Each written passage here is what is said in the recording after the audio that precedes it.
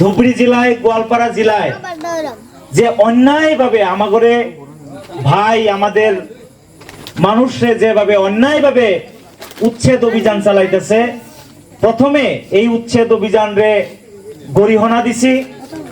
আর মাননীয় মুখ্যমন্ত্রী মহোদয় বাইসা বাইসা এই সংখ্যালঘু মানুষের টার্গেট করে নিয়া বিশ্বর দরবারে নিজেরে হিটলারের উত্তরাধিকারী হিসাবে প্রতিষ্ঠা করার যে সংগ্রামে যে যুদ্ধে নামছে, এই যুদ্ধ মহান রাব্বুল আলামিন অতি সত্তর খুব তাড়াতাড়ি এই যুদ্ধ থেকে ওনারে মানে বাইর করে দিয়ে ওনারে শান্তি বর্ষণ করুক ওনার উপরে। আর আশা করবো যাতে আল্লাহ তাআলা মহান রাব্বুল আলামিনে যাতে এই জালিম বাদশাকে হেদায়েত দান করে। সবাইকে আমিন। উচ্ছেদের নামে যে আমাগরে মানুষকে যে অন্যায়ভাবে যে অত্যাচার করা হইতাছে, আজকে আপনার আসামের বিভিন্ন প্রান্তে আমরা দেখছি যে উচ্ছেদ অভিযান হয়ে গেছে। বটদ্রবাতে উচ্ছেদ হয়েছে, গরুকুটিতে উচ্ছেদ হয়েছে, কচুতলিতে উচ্ছেদ হয়েছে, আজকে ধুবড়ী গোয়ালপাড়াতে উচ্ছেদ আরম্ভ হয়ে গেছে। কিন্তু আসামের বুকে আমাগরে দরদি আমাগরে বাপ দাদার দল গুলা যা করে কওয়া হয়, তারা কিন্তু আমাগরে একটা কথা কিন্তু আজ অব্দি কয় নাই। কইছে কি? কংগ্রেস দলের বাগা বাগা নেতা প্রাক্তন মুখ্যমন্ত্রী তরুণ গগৈ সাহেবের ডাইনাত বাবা হিসাবে রকিবুল হোসেন আছিল। আর এই রকিবুল হোসেন ধুবড়ির সাংসদ হওয়ার পরেই আজকে ধুবড়ি ৫-৬ হাজার বিঘা মাটি আজকে উচ্ছেদ হইতেছে। আমাদের মানুষের গরু ছাগলের থেকেও দাম আজকে কম।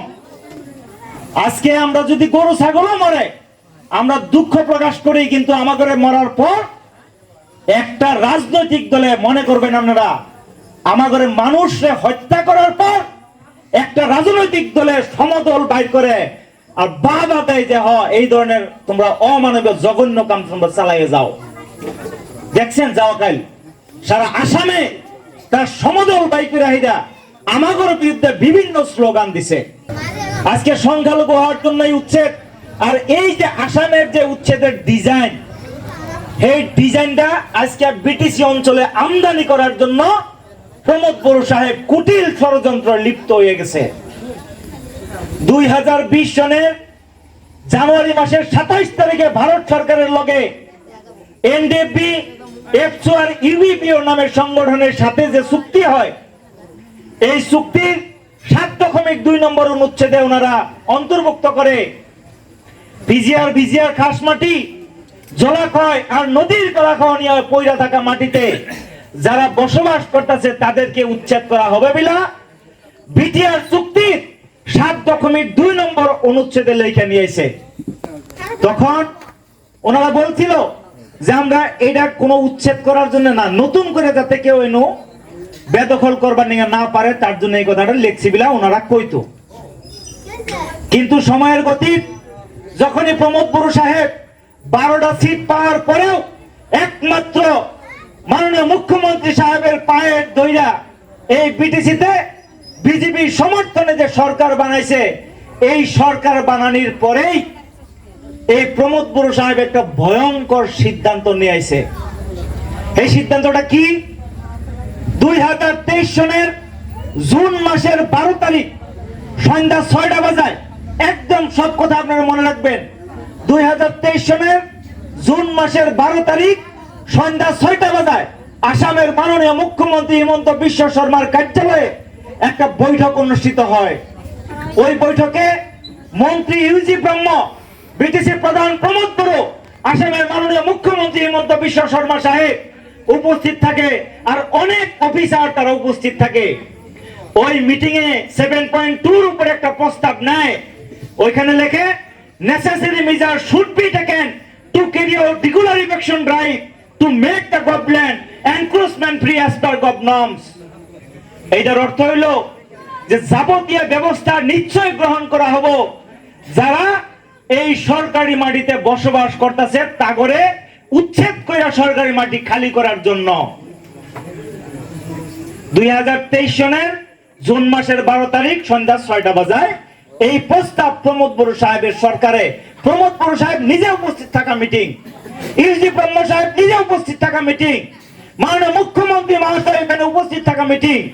আর এই মিটিং এ এই যে আমাদের দুঃখিয়া দরিদ্র মানুষ যাদের অন্ন বস্ত্র বাসস্থান মৌলিক যে অধিকার, খাদ্য কাপড় আর থাকা ঘর, এটা হলো মৌলিক অধিকার, এই মৌলিক অধিকার তারা পায় নাই, তারাই তো সরকারি মাটিতে বসবাস করতেছে। আজকে আমার একটা বড় বিল্ডিং আছে, আমি যাই কি সরকারি খাস মাটিতে ঘর বানাবো?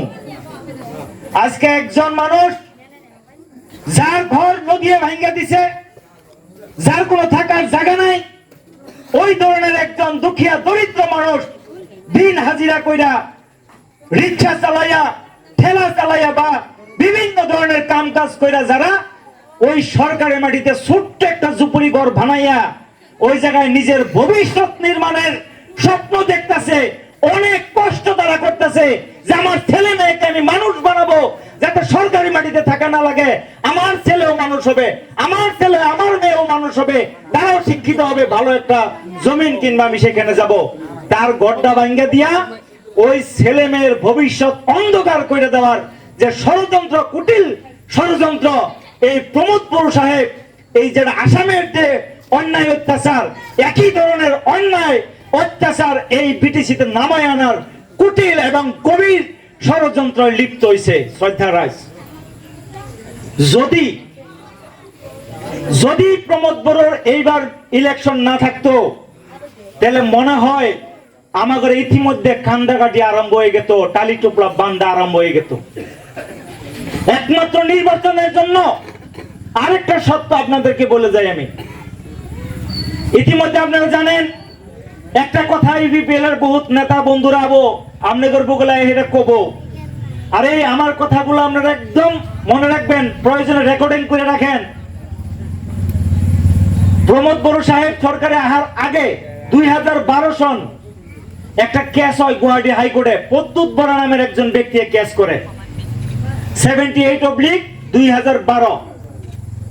এই case tribal belt end block যেটা উচ্ছেদ, উনি 2012 সনে বিজেপি দলের কেন্দ্রীয় কমিটির সম্পাদক ছিল পদ্মুত বরা, আর বর্তমান এই পদ্মুত বরা কংগ্রেস দলের সম্পাদক।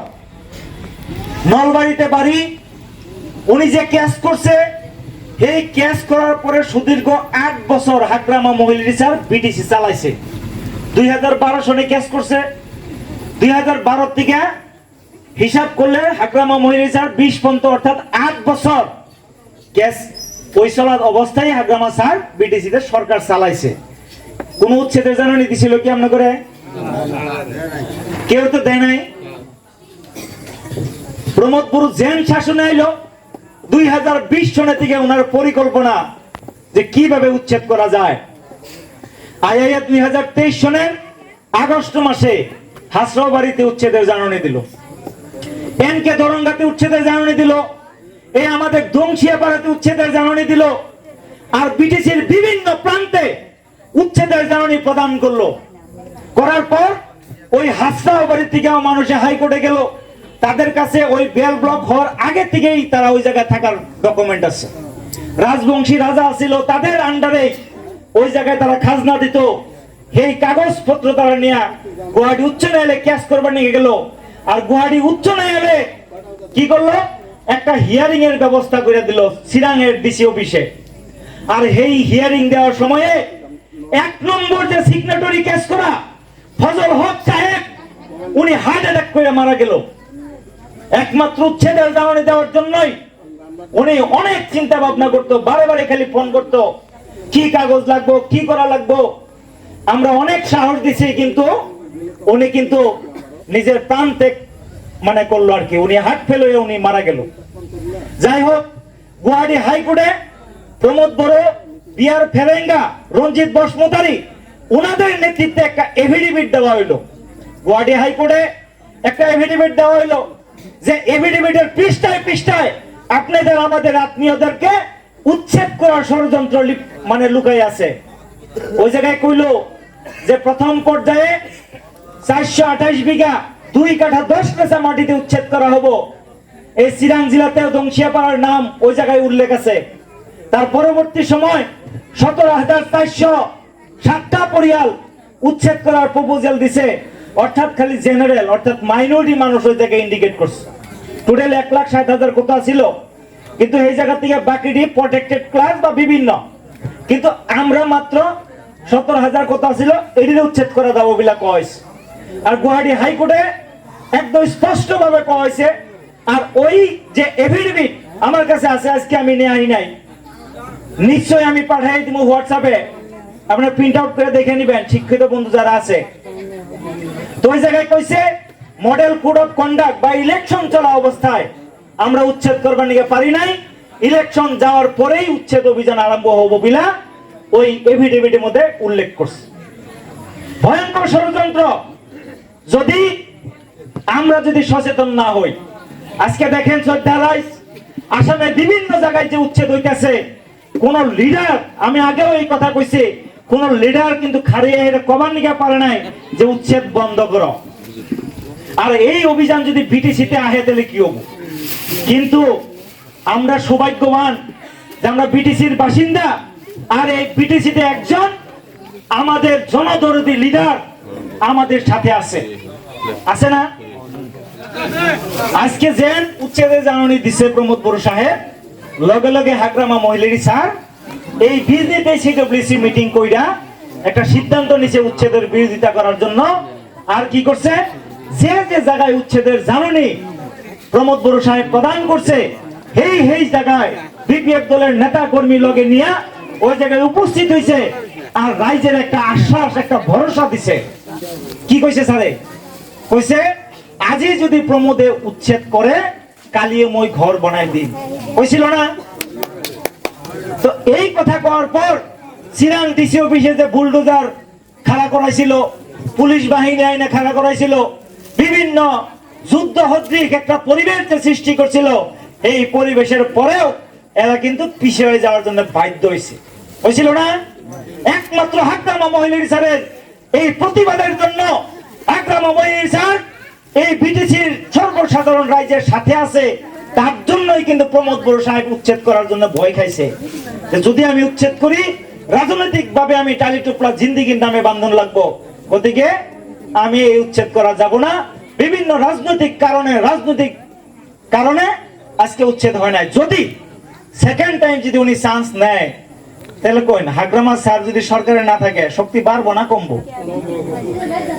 একবার সরকারে নাই, ওদিকে শক্তি মোটামুটি জায়গায় আছে, যদি আরেকবার না থাকে তাহলে কি আমাদের কথা কইনা মানুষ আমরা পামু কি? অর্থাৎ এই বিটিসি অঞ্চলে আমরা একজন মানুষ যদি গার্জিয়ান হিসাবে যদি আমরা দেখবার নিকে চাই, ওভারঅল আসামেও যদি দেখবার নিকে চাই, যে সংখ্যালঘু মানুষের পক্ষে না সংবিধানের পক্ষে একজন মানুষ খাড়াইয়া যদি কথা কয়, আমগোর পক্ষে তো খারণ লাগবো না, লাগবো কি সত্য ন্যায় ভারতের সংবিধানে যে নিয়ে কথা কইছে, যে না অধিকার দিছে, তার পক্ষে খারাইলে আমগোর পক্ষে খারানি হবো না? নাই, কারণ আমগোর তো কোরআনেও কইছে হুব্বুল ওয়াতনুন ফারিজাতুন কুল্লে মুসলিমিন, প্রত্যেকজন মুসলমানের জন্য নিজের মাতৃভূমির ভালোবাসাটা ফরজ, যেরকম নামাজটা ফরজ। ওদিকে আমরা তো নিজের মাতৃভূমির ভালো পাই, আর এই মাতৃভূমির একটা সংবিধান আছে, যেরকম আমরা ধর্মের কোরআন আছে, আমাদের খ্রিস্টানের বাইবেল আছে, গীতা আছে, ভাগবত আছে, সব ধর্মেরই নিজের নিজের ধর্মগ্রন্থ, আমাদের কোরআন আছে, আর ভারতের একটা সংবিধান আছে। আমরা চাই যে শাসক যে শাসন করে ওই মানুষটা যাতে সংবিধানের ভিতরে থেকে কাম করে।